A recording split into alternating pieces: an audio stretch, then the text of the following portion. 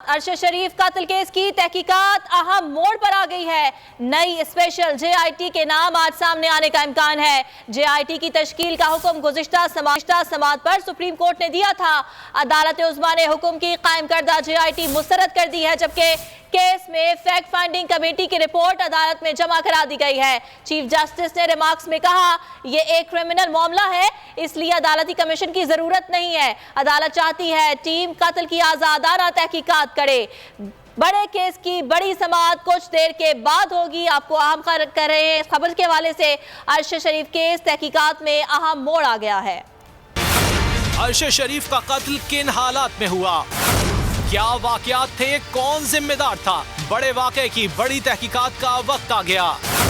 नई special JIT के नाम कुछ देर में सामने आने का इम्कान है। नई JIT के कयाम का हुक्म गुज़िश्ता रोज सुप्रीम कोर्ट ने जारी किया था। अदालत उज़्मा ने हुकूमती कायम करदा तहकीकाती टीम को मुस्तरद कर दिया।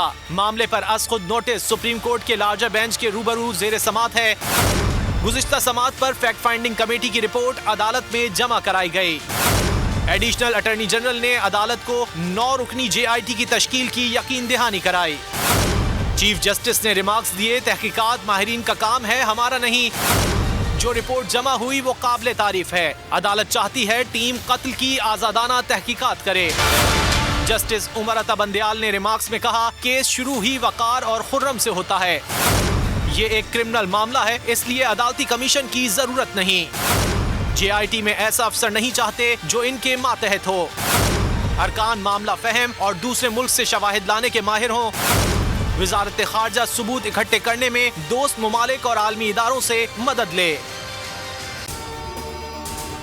अगर आपको ये वीडियो पसंद आई तो लाइक पर क्लिक करें।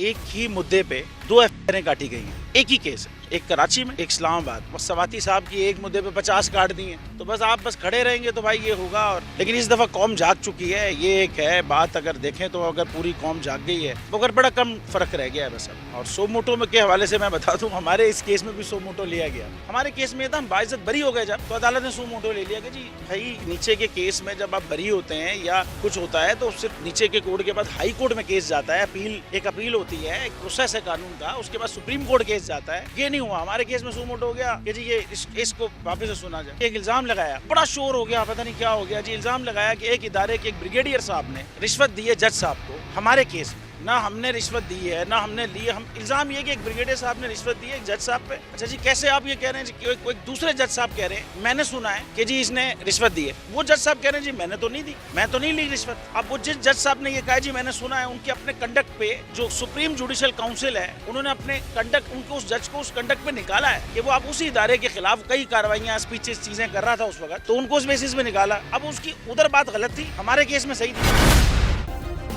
सब्सक्राइब करें और बेल दबाएं ताकि कोई खबर रह न जाए।